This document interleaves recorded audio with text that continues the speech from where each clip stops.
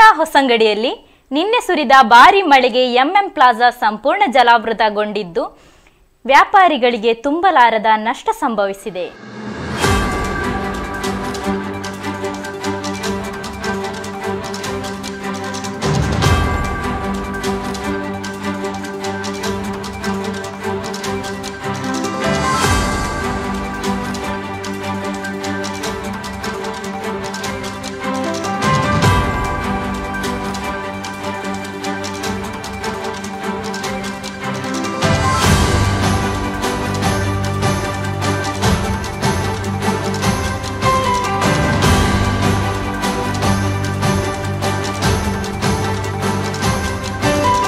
ಮಂಜೇಶ್ವರ ಭಾಗದಲ್ಲಿ ಹೊಸಂಗಡಿಯ ಒಂದು ಜಂಕ್ಷನ್ನಲ್ಲಿ ಎಂಎಂ ಪ್ಲಾಜಾ ಅನ್ನುವಂತಹ ಕಟ್ಟಡದ ಕೆಳಗೆ ನೀರು ಬಂದು ನಿಂತಿದ್ದು, ಈ ಒಂದು ಮಳೆಗಾಲದಲ್ಲಿ ಇಂತಹ ಸಂದರ್ಭಗಳು ಅನೇಕ ದಿವಸಗಳಿಂದ ಇಂತಹ ಅನೇಕ ದುರ್ಘಟನೆಗಳು ನಡೀತಿದೆ.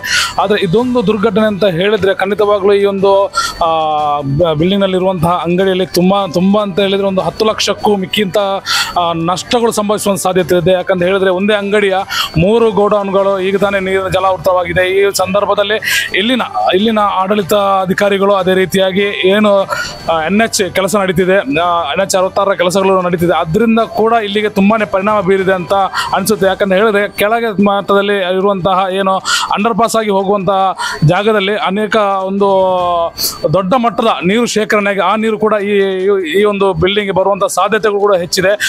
ಇಲ್ಲೇ ಬಂದು ಕೇಳೋಣ, ಇಲ್ಲಿನ ಅಂತ ಈ ಒಂದು ಬಿಲ್ಡಿಂಗ್ನ ಅಂಗಡಿಗಳ ವ್ಯವಸ್ಥಾಪಕರು ಕೂಡ ನಮ್ಮ ಜೊತೆ ಇದೆ. ಅವ್ರ ಹತ್ರ ಕೇಳೋಣ ಎಷ್ಟೊಂದು ಈ ಘಟನೆಯಲ್ಲಿ ಎಷ್ಟೊಂದು ನಷ್ಟಗಳು ಸಂಭವಿಸಿದೆ ಅಥವಾ ಇದಕ್ಕೋಸ್ಕರ ಯಾವ ರೀತಿಯಾದಂತಹ ಕ್ರಮಗಳನ್ನು ಪಂಚಾಯತ್ ಅಧಿಕಾರಿಗಳು ಅಥವಾ ನಮ್ಮ ಸರ್ಕಾರಗಳು ತಗೊಳ್ಬೇಕು ಅನ್ನುವಂಥದ್ದನ್ನು ಎಲ್ಲವನ್ನು ಅವ್ರ ಹತ್ರ ಕೇಳ್ಕೊಳ್ಳೋಣ. ಅದೇ ರೀತಿಯಾಗಿ ಈ ಒಂದು ಅಂಗಡಿಯ ಮಾಲಕರಂತಹ ರಹೀಮ್ ಅವರು ನಮ್ಮ ಜೊತೆ ಇದ್ದಾರೆ. ಅವ್ರ ಹತ್ರ ಕೇಳೋಣ ಈ ಒಂದು ನೀರು ನಿಂತಹ ಸಂದರ್ಭದಲ್ಲಿ ಇವರ ಅಂಗಡಿಗಳಿಗೆ ಅದೇ ರೀತಿ ಇವರ ಪಕ್ಕದ ಅಂಗಡಿಗಳಿಗೆ ಏನೆಲ್ಲ ನಷ್ಟ ಆಗಿದೆ, ಇದರಿಂದ ಬರುವಂತಹ ನಷ್ಟಗಳನ್ನು ಯಾರು ಪರಿಹರಿಸಬೇಕು ಅಂತ ಎಲ್ಲ ವಿಚಾರಗಳನ್ನು ಇವರಲ್ಲಿ ಕೇಳ್ಕೊಂಡು ಬರೋಣ. ನಾವೇಂದ್ರೆ ಇದು ಮುಳುಗ್ತದೆ ಅಂತೇಳಿ 2 ದಿವಸ ಮುಂಚೆನೇ ನಾವು ಇದಕ್ಕೆ ಹೇಳಿದ್ದೇವೆ. ಈಗ ಇದಕ್ಕೆ ಕಂಪ್ಲೇಂಟ್ ಉಂಟು, ಇದು ಈಗ ಮುಳುಗೋ ಚಾನ್ಸ್ ಇದೆ, ಈಗ ನೀರು ಹೋಗೋದಿಲ್ಲ ಅಂತೇಳಿ. ಇದಲ್ಲದೆ NH ಅಲ್ಲಿ ಒಂದು ಗೇಟ್ ಹಾಕಿದ್ದಾರೆ. ಅಂದರೆ ಆ ಗೇಟಲ್ಲಿ ಮಣ್ಣು ನೀರು ಕಚ್ಚರ ಬಿಡಿ ಮಣ್ಣು ಸಮೇತ ಹೋಗೋದಿಲ್ಲ. ಆ ಮಣ್ಣು ಸಮೇತ ಹೋಗೋದು ನಮಗೆ ಈಗ ಒಂದು 10 ಲಕ್ಷದವರೆಗೆ ನಮಗೆ ಲಾಸ್ ಇದೆ. ಈಗ ಅಷ್ಟು ಐಟಮ್ ನಮ್ಮದು ಗೋಡಾಮಿನಲ್ಲಿ ಇರೋದೆಲ್ಲ ಹಾಳಾಗಿ ಹೋಗಿದೆ. ನಿನ್ನೆ ಸಹ ಅವರು ಬರುತ್ತೇನೆ ಅಂತೇಳಿ ಬೆಳಗಿನಿಂದ ಸಹ ಬರ್ತಾನೆ ಅಂತೇಳಿ ಸಂಜೆ ತನಕ ಅವ್ರು ಬರ್ತಾನೆ ಅಂದರೆ ರಾತ್ರಿ ತನಕ ಅವ್ರು ಬರಲಿಲ್ಲ. ಇವತ್ತು ಮುಳುಗಿನ ನಂತರ ಬಂದಿದ್ದಾರೆ. ಈಗ ಬಂದು ಅದು ನೋಡ್ತಾನೆ ಇದು ನೋಡ್ತಾನೆ ಅಂತ ಹೇಳ್ತಿದ್ದಾರೆ. ನೀವು ಬೇರೆ ಸರ್ಕಾರ ಅಧಿಕಾರಿಗಳಿಗೆ ಇದಕ್ಕೋಸ್ಕರ ಮನವಿ ಏನಾದರೂ ಮಾಡಿದ್ರೆ 2 ದಿವಸ ಮೊದಲು ಮಾಡಿದ್ದೀರಾ? 2 ದಿವಸ ಮುಂಚೆ ನಾವು ಪಂಚಾಯತಿಗೆ ಮನವಿ ಮಾಡಿದ್ದೇವೆ. ಪಂಚಾಯತಿಗೆ ಮನವಿ ಮಾಡಿದ್ದು ಅದರ ರಿಪೋರ್ಟ್ ಸಹ ಇದೆ ನಮ್ಮಲ್ಲಿ, ಕೋಟೆ ಇದು ಸಹ ಇದೆ. ಅಂದರೆ ಯಾವುದೇ ಅವರ ಆ ಕಡೆಯಿಂದ ಯಾವುದೇ ನಿಮಗೆ ವಿಷಯಗಳು ಏನು ಬರಲಿಲ್ಲ? ಆ ಕಡೆಯಿಂದ ಯಾವುದೇ ಸಕಾರಾತ್ಮಕ ವಿಷಯಗಳು ಅವರು ಏನು ತಿಳಿಸಿಲ್ಲ ಅನಿಸ್ತದೆ ನಿಮಗೆ? ಅಲ್ಲ, ಪಂಚಾಯತ್ನವ್ರು ಬಂದರೆ ಪಂಚಾಯತ್ ಸಹ ಹೇಳಿದ್ದು ಬರ್ತಾರೆ, ಈಗ ಬರ್ತಾರೆ ಅಂತೇಳಿ. ಈಗ ಬರ್ತಾರೆ ಅಂದರೆ ನಿನ್ನ ರಾತ್ರಿ ತನಕ ಬರಲಿಲ್ಲ.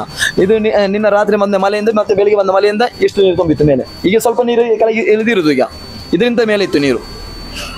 ಇನ್ನು ಈಗ ನಿಮಗೆ ನಷ್ಟ ಬಂದಿರುತ್ತಂದು 10 ಲಕ್ಷದ ಅದಕ್ಕಿಂತ ಮೇಲ್ಪಟ್ಟು ನಷ್ಟ ಬಂದಿರ್ಬೋದು. ಯಾಕಂತ ಹೇಳಿದ್ರೆ ನಾವು ಯಾವತ್ತು ನೋಡುವಂತಹ ಈ ಒಂದು ಪರಿಸರದಲ್ಲಿ ನಿಮ್ಮದು ಅಲ್ಲದೆ ಇನ್ನೂ ಕೆಲವು ಅಂಗಡಿಗಳಿವೆ ಇಲ್ಲಿ.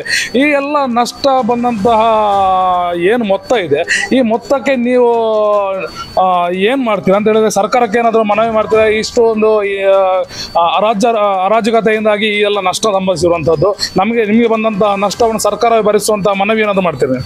ಈಗ ಏನು ಹೇಳಲಿಕ್ಕೆ ನನಗೆ ತಲೆ ಎತ್ತೋದಿಲ್ಲ. ನಾನು ಮತ್ತೆ ಆಲೋಚನೆ ಮಾಡಿ ಏನು ಮಾಡಬೇಕಷ್ಟೇ.